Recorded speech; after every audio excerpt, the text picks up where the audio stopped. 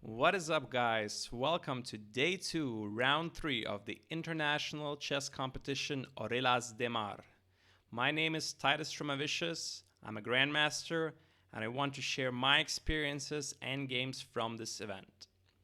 So, after a tough loss in round 2, I get paired up downwards again against around 2050 rated players, Stray Gunnar from Norway. Again, there wasn't a lot of time to prepare because one of the games lasted 5.5 hours, maybe even over that. Because when I came to the playing venue, the pairings were still not posted. So there was really no time to prepare, and I kind of went into the game blind.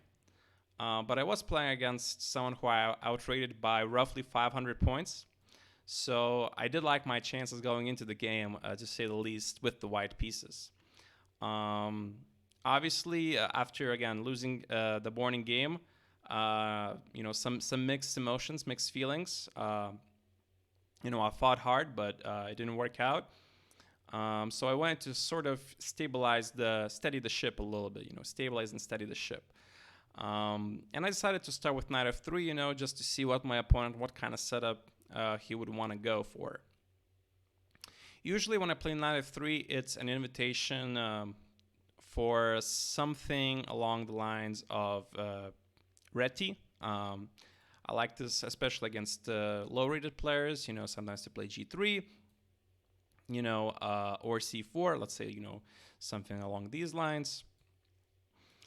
Or, maybe even a move later, just, to sort of limit my opponent's options a little bit. Or, if they decide to play something, let's say, like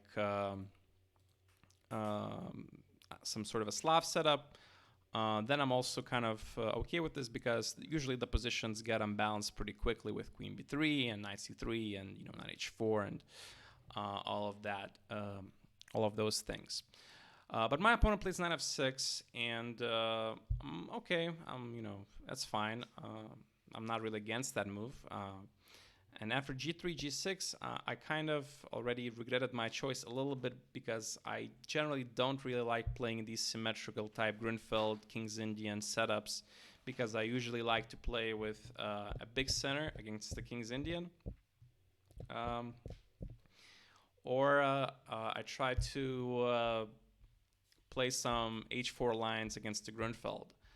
So with the Fianchetto setup, it really limits my options, and I can't really go for those setups anymore. But what's done is done. It's we're still only a few moves in. Nothing bad has happened. And after c4, c5, I kind of got a feeling that my opponent is just trying to mimic me. He doesn't really have sort of a set strategy, but he's just trying to keep the symmetry and see where that leads him. And because of that, I choose to immediately break the symmetry, and we get sort of an English by transposition, a fianchetto English. And the game proceeds with knight c6, castles, castles. And I wasn't too unhappy with this development because I actually recently checked this line, and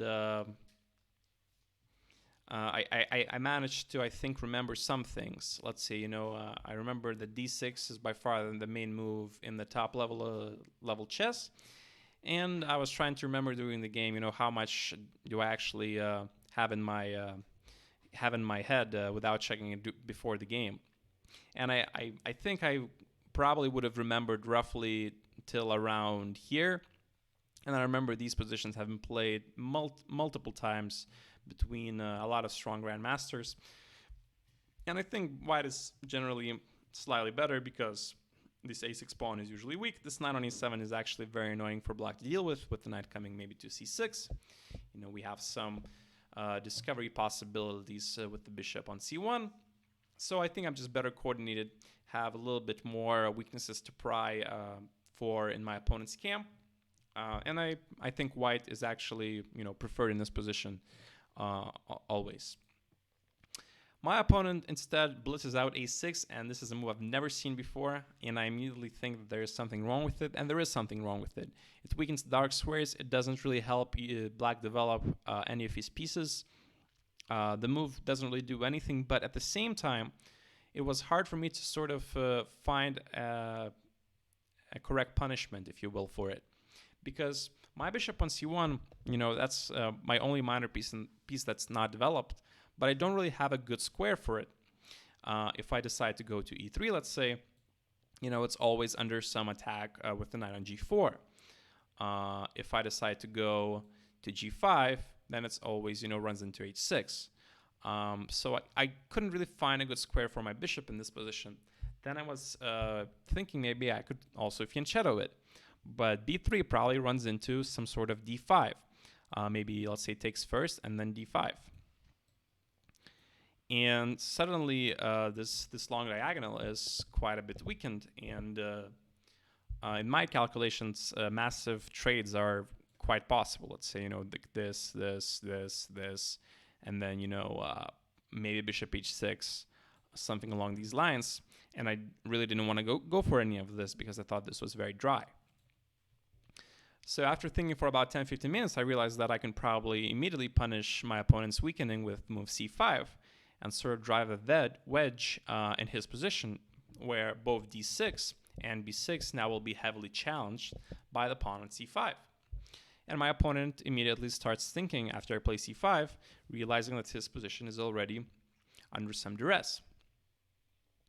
He decides to go for e5, which further weakens his position, but at the same time, it's kind of hard to suggest an active move because, like I said, this pawn just cramps down the position that hard. Here I had the two ways of retreating my knight. I was considering knight c2 very briefly, which was actually a top engine move, but I decided to go with knight b3, further supporting the pawn on c5.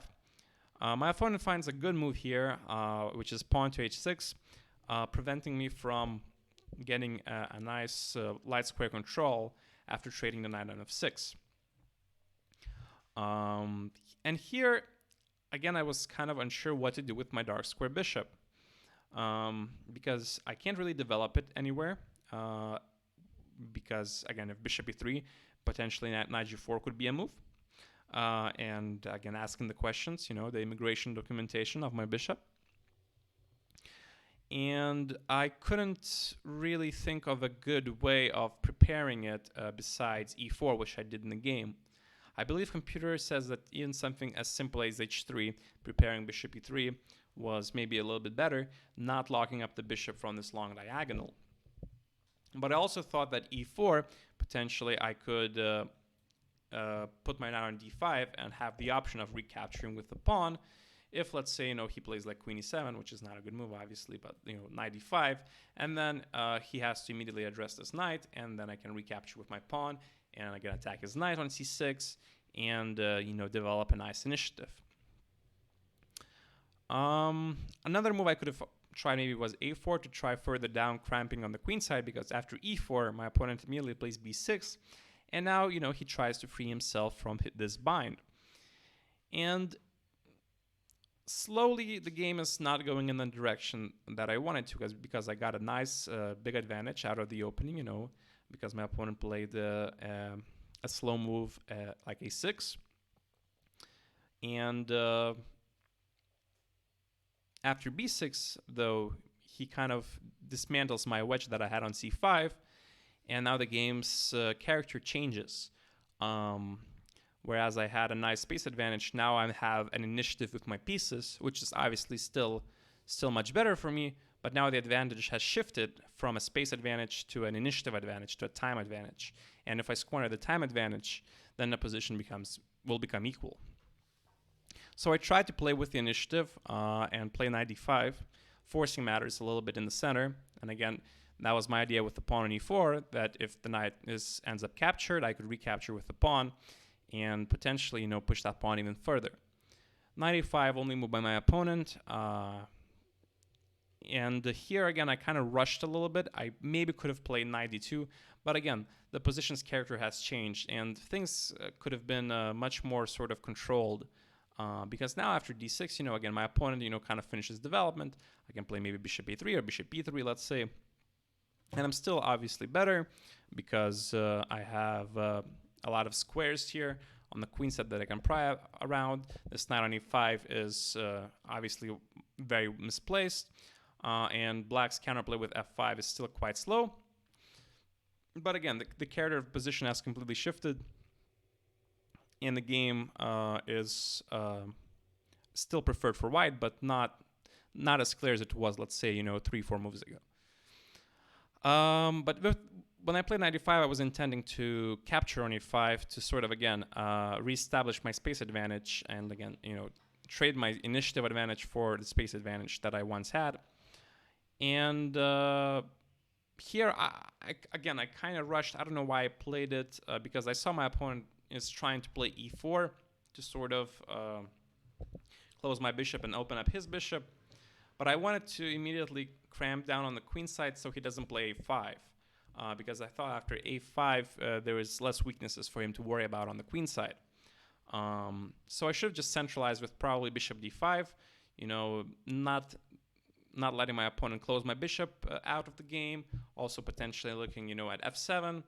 And, if my opponent decides to go here, I can just probably trade and play maybe queen d3 or something, or a4 even maybe, or maybe even queen a4, like a lot of moves. Again, trying to cram down the pawn, but trade the light square bishop so it doesn't get locked in behind my opponent's pawn chain. Because after queen a4, e4, rook a1, bishop b7, I really would like these bishops to be traded. His bishop is kind of holding his whole position together, while my bishop is just, awkwardly looking at my opponent's pawn. So I tried to play around it. I played rook e3. At this point, after checking the game with the computer, my advantage is basically gone. Like I said, if you are not careful with your time advantage, you squander it, the position will become equal very quickly. So I try to play against his overextended pawn on e4, rook e3, f5, rook fe1. I was expecting rook e6 here, after which I thought I had interesting options. I thought I had maybe even f3, but it was kind of risky, I thought, because he can probably just take, and bishop f1, and I thought the game was interesting, but on a pawn down, if he gets e5, e4 rolling, it could be troublesome. But I was considering that was one of my considerations. What I was planning to go for was bishop f1 immediately to sort of threaten a skewer on c4. I was thinking he probably will go king h7, and then I'll probably go bishop c4, rook f6, and I thought that his pieces were a little bit clunky here. So I thought I would still retain some sort of an advantage going into this position. Instead, my opponent plays rook f8, which I think makes much more sense than what I was expecting, because after f3, he immediately follows up with f4, and again, the character of the position completely changes, and now black is playing for the initiative all of a sudden. I had the space advantage, the time advantage, and now the tables have turned, so to speak. I was anticipating f4, and I was never really contemplating taking on f4. Instead, I was planning to sacrifice the exchange, which I did, to try to get some sort of stability in my position. But I initially thought that a5 was a very strong move, trying to open up the rook to b1. And I thought it was kind of hard to deal with. And computer says, again, white is slightly better, but it's a very complicated position with material imbalance and very awkward sort of piece placement for both sides. So the game is, again, very, very unclear. And I believe computer's top suggestion was queen f6, again, just to try and activating the queen, threatening queen a1 infiltration ideas, and, keeping this wedge in my position, closing my bishop, and keeping the tension which favors the black pieces, the black side. So when I saw my opponent take on g3, I kind of sighed in relief, because I thought that after f takes g3, I'm clearly better. I'm very well coordinated. The pawn on e6 is weak. Rook may come to e7. And I thought that my position was much more easier to play as well.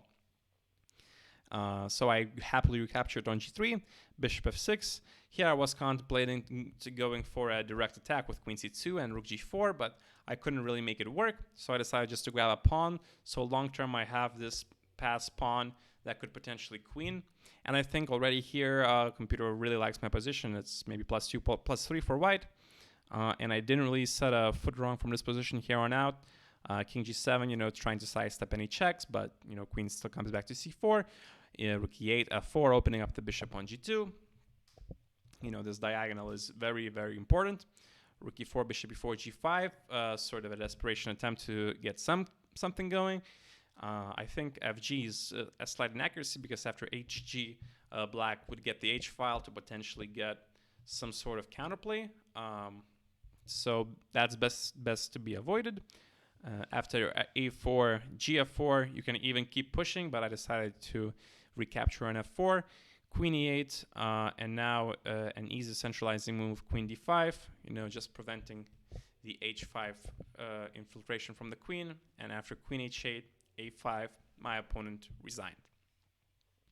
So, very, very worrying day, very tough day. The play was very shaky. I did manage to stabilize a little bit in the evening. I'm on 2 out of 3 now, so still 6 rounds to go.